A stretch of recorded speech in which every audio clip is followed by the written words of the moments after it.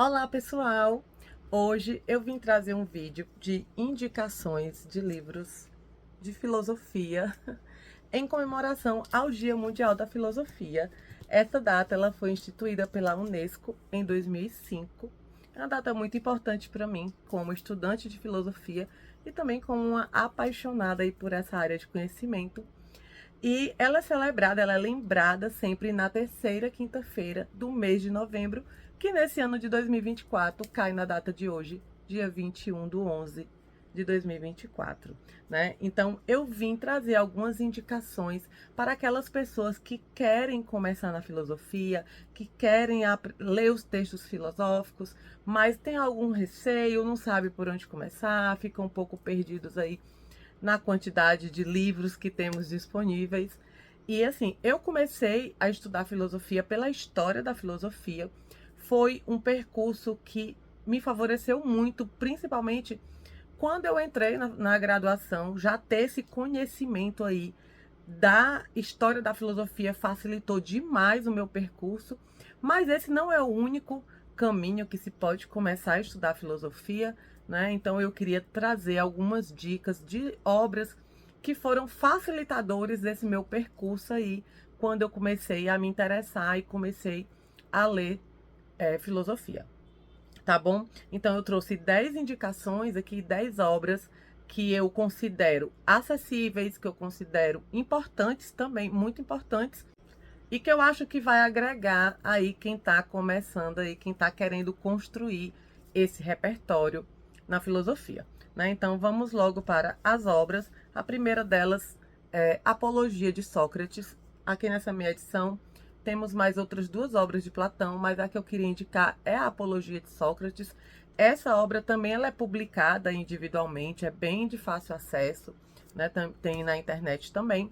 E a apologia, ela é a defesa de Sócrates, né? O seu julgamento e a sentença são três partes que compõem a apologia de Sócrates. A apologia em si é o discurso de Sócrates, né, em sua defesa. Ele que, no tribunal de Atenas, ele foi condenado à morte aos 70 anos por corrupção da juventude, também ali por desrespeito aos deuses da época. E ele ele não procurou, ele escolheu se autodefender. Então, esse discurso de autodefesa que ele faz no tribunal em Atenas é a apologia de Sócrates. Depois nós temos aí a parte do julgamento em si e a sentença onde Sócrates foi condenado à morte. E por que que eu considero essa obra muito importante para quem está aí começando na filosofia? Porque nessa obra que a gente tem acesso à história do oráculo de Delfos, né? Que é um jargão aí bem conhecido, não tem exatamente assim no texto da apologia, mas esse jargão que é muito falado do só sei que nada sei, ele vem dessa história, né? Vem aqui dessa obra da apologia de Sócrates, onde o oráculo de Delfos, uma vez consultado, foi perguntado para ele quem era o homem mais sábio. E a sacerdotisa do deus Apolo, ela disse que era Sócrates. Sócrates, então, não havia entendido por que ele foi considerado o homem mais sábio, porque ele não se considerava assim. Então, ele passou a ter isso como uma missão, né, de tentar entender por que o Deus o considerou o homem mais sábio, já que os deuses não mentem, né? Apolo é o deus do sol, o sol aí também simbolizando a verdade. Então, ele queria entender por quê. E é quando ele chega à conclusão de que ele era mais sábio do que os demais, porque ele era consciente da sua própria ignorância. Então, como é um jargão muito falado, como é uma história muito repetida, eu acho interessante quem está aí começando na filosofia ler todo o texto da apologia para entender o que de fato essa passagem quer dizer. Então, essa é a minha primeira indicação aí para quem quer começar na filosofia. O segundo livro que eu vou indicar pelo mesmo motivo da apologia, né? Por ser uma obra que está muito no senso comum, que é O Banquete de Platão. O Banquete de Platão, ele faz aqui uma análise sobre o amor, né? São vários discursos sobre o amor, onde a gente vai ter acesso ao que de fato é esse amor platônico que a gente fala tantas vezes no amor platônico. Então aqui a gente vai ter acesso ao que de fato, qual é essa visão do Platão sobre o amor, que vai ser a visão que vai prevalecer entre todos os discursos aqui, que é a visão de Sócrates, né? Então, é importante a gente conhecer de onde vem isso do amor platônico e o que de fato isso quer dizer. Também tem um outro motivo que eu estou indicando o banquete. Eu estou saindo um pouquinho dos motivos óbvios, porque é um texto importantíssimo, né? Independente disso, para quem gosta desse tema filosófico do amor, é imprescindível. Para falar de amor, tem que ler o banquete. Então, mas eu estou usando mais essa linha de indicar tanto a apologia quanto o banquete, no sentido de que, como são expressões, né, filosóficas que estão sendo muitas vezes repetidas, é muito interessante que a gente beba diretamente na fonte, né? Então, o banquete também eu indico por isso, e também porque aqui a gente vai ter uma visão também do amor, que é a visão de Aristófanes, que ela é muito próxima a nós, ela ainda é muito presente em nós, que é onde ele vai apresentar o mito das almas gêmeas, né? Então, assim, como é algo que ainda é muito próximo a nós, é muito interessante a leitura e, assim, recomendo demais. Gente, eu não vou ficar falando muito dos livros, porque senão esse vídeo vai ficar enorme, mas o que tiver de resenha no blog, eu vou colocar aqui na descrição. Tá bom? Tem muitos desses livros, tem resenha lá, eu coloco aqui na descrição. Mas se eu esquecer, só indo lá no blog, lá é tudo dividido por categorias, né? Então fica fácil localizar o que é filosofia, o que é literatura, também está dividido por autores, né? Então, assim, tem outros livros de filosofia lá que eu não tô trazendo para cá, porque aqui eu tô realmente me propondo indicar obras que eu considero de fáceis leituras para quem está começando. Então, tem outros textos lá, então também vocês podem ir lá no blog e ver, tá bom? Um outro livro, seguindo ainda na linha aqui do banquete, que eu quero indicar, é essa maravilha aqui, esse livro maravilhoso, Os Filósofos e o Amor, de Sócrates, a Simone de Beauvoir. Eu gosto demais desse livro, eu vivo, assim, consultando, né? Tá até marcado ainda aqui, porque eu consulto muito esse livro, porque o que é que ele faz aqui? Essas autoras, né? Elas apresentam um apanhado geral da visão sobre o amor através de diversos pensadores. Então, eles vão trazer aqui a visão do amor, o que é o amor para Schopenhauer, o que é o amor para Montaigne, Lucrécio, obviamente Sócrates, né? Elas começam com o banquete de Platão, então já faz uma ligação aqui entre esse livro e o banquete. Mas, como ele faz um apanhado, geral, Rousseau também, são vários filósofos que elas comentam aqui qual a visão que eles tinham sobre esse tema filosófico muito importante, que é o amor. E eu gosto de indicar livros assim, porque como quem está começando, é muito importante a gente ter essa visão do macro, assim, o que um pensador pensa, o que o outro pensa, né? O que um pensa diferente do outro. Então, obras desse tipo, que a gente consegue ter várias visões sobre o mesmo tema, eu acho muito interessante. Confesso para vocês que eu não sei como tá a questão de acesso a esse livro. Na época que eu comprei era bem fácil encontrar.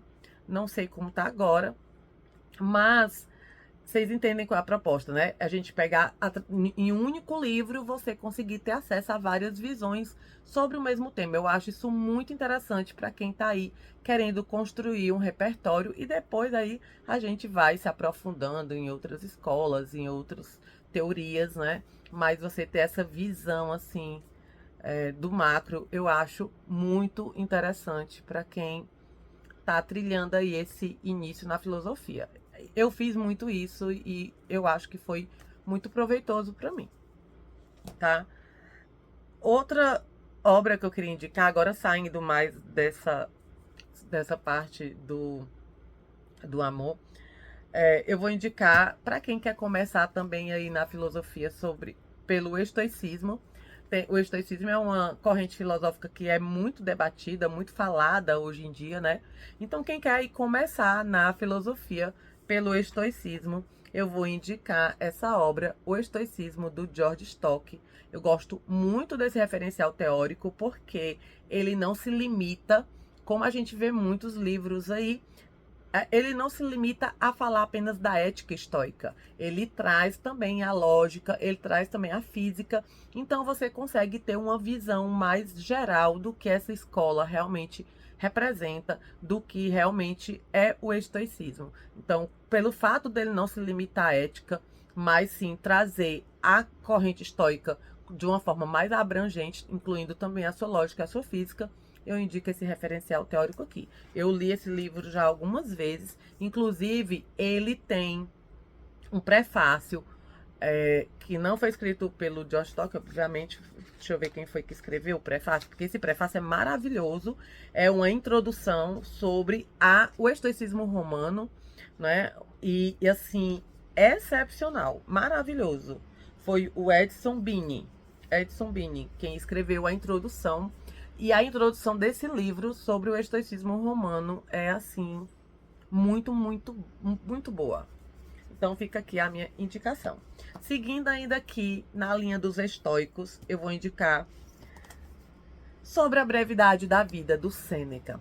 Eu tenho o amor como um dos temas filosóficos de meu maior interesse, mas eu também tenho muito interesse e muita paixão pelo tema do tempo. Então, assim, Sobre a Brevidade da Vida é uma obra que eu acho que ela deve ser de cabeceira. Ela vai falar justamente disso, dessa nossa. Ele vai dizer que nós não vivemos pouco, nós é que desperdiçamos muito. Então, eu acho essa obra um alerta em vários sentidos. E, assim, é, é, é até difícil de falar o que foi de mais interessante que eu vi nesse livro aqui. Tem muita coisa marcada, muita coisa anotada, muita coisa escrita também, muitas reflexões pessoais também durante a minha leitura que eu fui escrevendo. E assim, eu acho que eu consegui falar um pouquinho do que eu penso na resenha que tá lá no blog, que eu vou deixar também aqui na descrição. Mas assim, eu considero esse livro assim um livro para você ler todo ano, sabe? Começar o ano, você dá uma lidinha em Sobre a Brevidade da Vida, do Sêneca. É uma leitura indispensável. Uma outra saindo agora. Tem um negócio incomodando aqui no meu olho pra caramba. Acho que é um cabelo. Mas voltando aqui para as indicações. Saindo agora do estoicismo, indo para o epicurismo, eu vou indicar cartas de Epicuro, em especial a carta a Meneceu, sobre a felicidade. E assim, eu tenho até outra edição desse livro, eu acho que eu mostrei no Book Haul, que é da Penguin, que também é muito boa. E assim, eu vou indicar essa carta justamente nesse dia da filosofia, porque o início dessa carta, onde ele fala que a filosofia é para todos, independente da idade. A filosofia não tem uma idade certa para você começar a ler filosofia, não tem uma idade, nunca é cedo demais e nunca é tarde demais para você estudar filosofia, para você ler filosofia.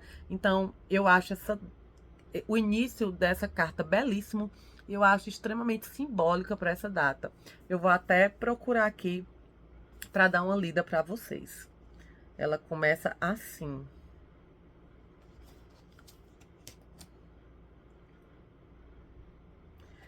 Epicuro amanheceu. Nem deve o jovem adiar o estudo da filosofia, nem o velho começar dele se cansar. Com efeito, no que concerne a cuidar da saúde da alma, nada é prematuro ou tardio. Dizer que é prematuro começar a ocupar-se da filosofia, ou que a hora de fazê-lo passou, é semelhante a dizer que a hora de atingir a felicidade ainda não se apresentou, ou que não existe mais. Então, nunca é cedo e nunca é tarde para ser feliz.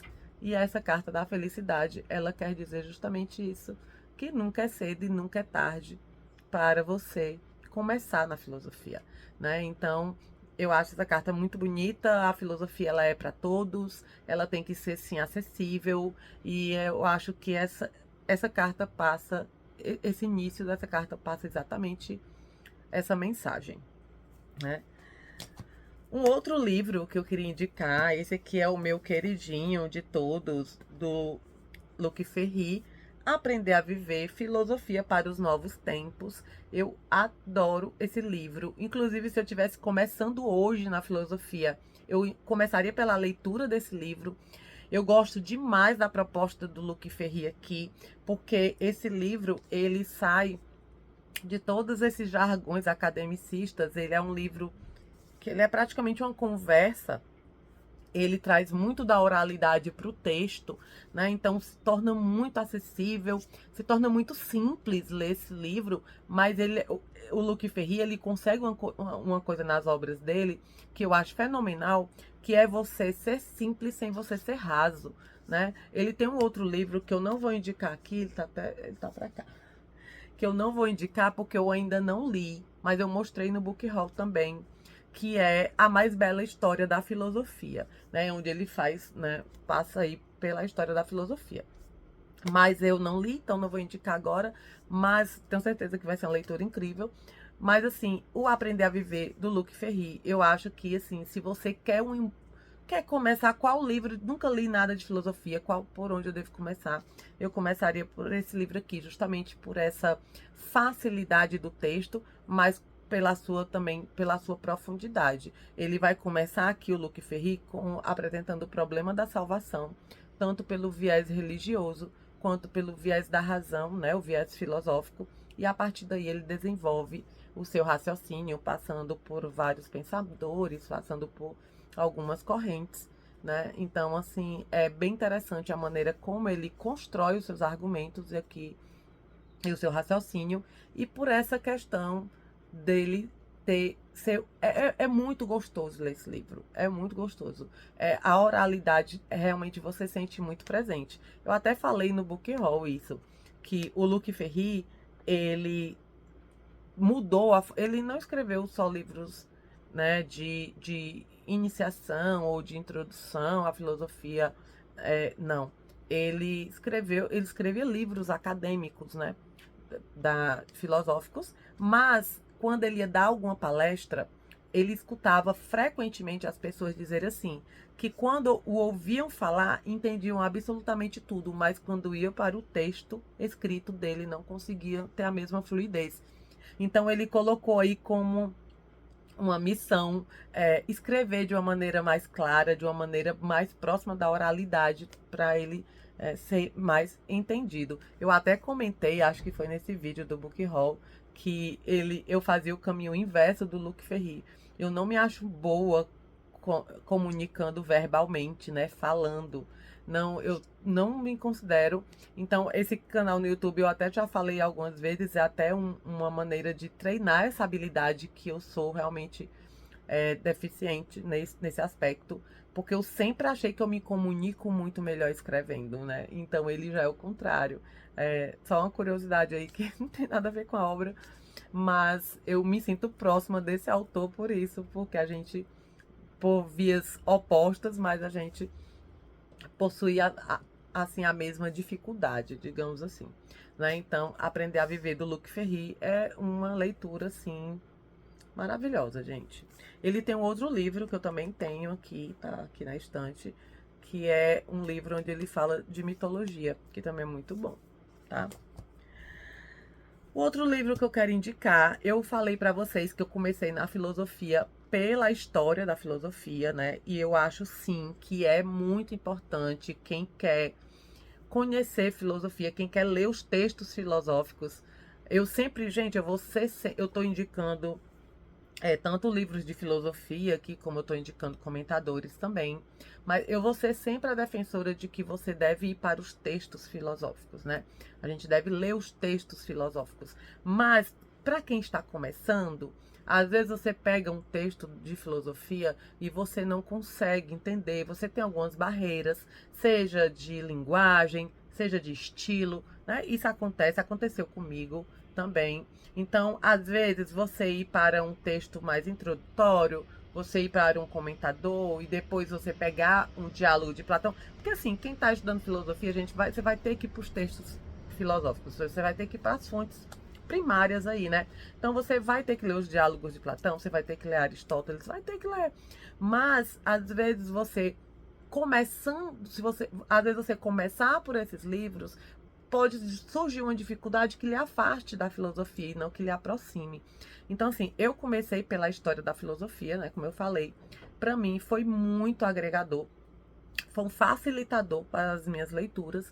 E eu acho, sim, que quem quer estudar filosofia, em algum momento vai ter que ir ler algum manual, vai ter que passar pela história da filosofia, porque é muito importante a gente conseguir localizar, né, esses pensadores, essas escolas, essas correntes no tempo. É muito importante. E então eu vou indicar aqui o Iniciação à História da Filosofia, do Danilo Marcondes. Esse livro, ele foi o primeiro manual de História da Filosofia que eu li. Hoje eu estou lendo por um outro livro, né? Eu estou usando a coletânea do Anthony Kane. Falei dela também já aqui. Mas eu indico para quem está começando esse aqui, o nome já diz, Iniciação à História da Filosofia. Foi a minha primeira leitura de manual, né? E eu gostei demais desse livro. Eu acho que ele é muito didático. Eu acho que ele cumpre com esse papel de realmente ser um iniciador, de abrir portas, né? De ser uma abertura de portas. Então, é por essa razão eu estou indicando. Nessa época que eu li esse livro, eu ainda marcava só as partes importantes dos textos. Marque só as partes importantes, as 2 páginas, tudo marcada. O poder de síntese ainda não era muito aprimorado não, gente, aqui. Mas eu acho que ele, por ele ser muito didático e por ele cumprir muito esse papel de ser aí um iniciador, eu indico demais esse livro, gostei muito mesmo. Agora vamos para um outro que é, assim, maravilhoso, essencial. Eu falei da história da filosofia aqui, né, com o do Danilo Marcondes. E agora a gente vai para a história dos filósofos, né? Vidas e Doutrinas dos Filósofos Ilustres, do Diógenes Laertius. Esse livro eu tenho no Kindle. E assim, nossa, gente, esse livro, ele teve esgotado por um bom tempo. E eu tinha no Kindle, né, uma versão em e-book. E eu ficava louca atrás desse livro, porque ele é muito bom. Ele traz aí uma biografia dos filósofos, traz também suas principais ideias, né? Ele vai falar aqui sobre os pré-socráticos, ele vai falar sobre os estoicos, ele vai falar sobre os cínicos, a escola cínica. Então, assim, ele vai trazer a biografia e as principais ideias aí de cerca de 80 filósofos.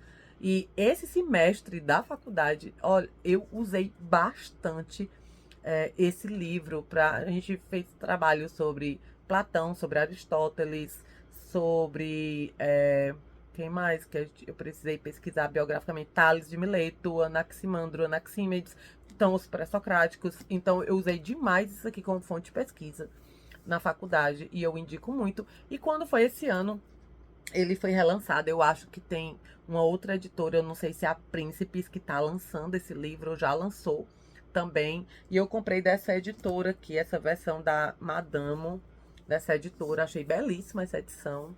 E aproveitei e comprei, né? Porque eu só tinha a versão em e-book. É um livro que, nossa, assim, tem que ter, gente. Do mesmo jeito que você precisa ler a história da filosofia, você precisa ler aqui a história dos filósofos pelos Diógenes Laertius, porque até onde eu sei, é o texto mais fiel que chegou até nós, né? Até onde eu sei. Então, assim, vale muito a pena, fica a minha indicação aí desse livro imperdível. E para finalizar, gente, o nosso 10º livro, eu vou indicar esse maravilhoso Obras Incompletas, do Nietzsche, que sai aqui pela editora 34. Esse livro, ele não é um livro de comentários à obra de Nietzsche. Ele traz as obras de Nietzsche em si, né? Ele traz o próprio texto do Nietzsche. Não são comentários. Mas por que são obras incompletas? Porque é como se ele pegasse os textos do Nietzsche e ele tirasse... Não são as ideias, não é o de mais importante. Como se tirasse as ideias centrais que estão naquele texto e ele colocasse aqui. Vou dar um exemplo. Nietzsche escreve por aforismos, né? Então, assim, são numerados. 1, 2, 3, 4, né? Aí vou dar um exemplo aqui. Por exemplo, nesse livro aqui, O Nascimento da Tragédia. Eu li todo o Nascimento da Tragédia por uma outra edição que eu tenho aqui na estante, né? Mas aí eu quis reler. Então eu vim aqui e vim reler aqui por esse livro. Por exemplo, aqui nesse Nascimento da Tragédia, ele já começa do 3, ó. Ele não começa do tópico 1, ele começa do 3. Do 3 ele já passa aqui pro 7, ó. Não sei se dá pra ver. Já passa aqui pro 7. Ou seja, é como se ele pegasse aqueles aforismos principais, aquelas passagens principais, e ele colocasse aqui nesse compilado, né? Eu gosto muito dessa edição, e eu gosto muito mesmo dessa tradução e notas do Rubens Rodrigues Torres Filho. Nossa, gente, eu amo essa tradução. Obviamente eu não sei absolutamente nada de alemão, mas por que que eu digo que eu amo essa tradução? Porque eu já li essas obras, ó, das obras que tem aqui, eu já li várias obras do Nietzsche, né? Do texto completo. Então, eu já li O Nascimento da Tragédia, eu já li a filosofia na época trágica dos gregos, Sobre Verdade e Mentira, Crepúsculo dos Ídolos. Então, foram obras que eu já li por outras edições, obras que eu já li completa, né? Mas quando eu vim ler aqui por esse texto, traduzido pelo Rubens Rodrigues, me soou muito mais entendível. Eu não sei se eu consigo explicar, mas é uma sensação de que o texto se tornou mais claro pela tradução mesmo. Eu considero que é pela tradução. Então, eu gosto demais dessa obra, porque eu acho assim, que se você não quer, ou não pode, ou não tá com tempo, ou não tem interesse mesmo, não sei lá, de ler todos os livros do Nietzsche, que tem, deixa eu ver quantos livros.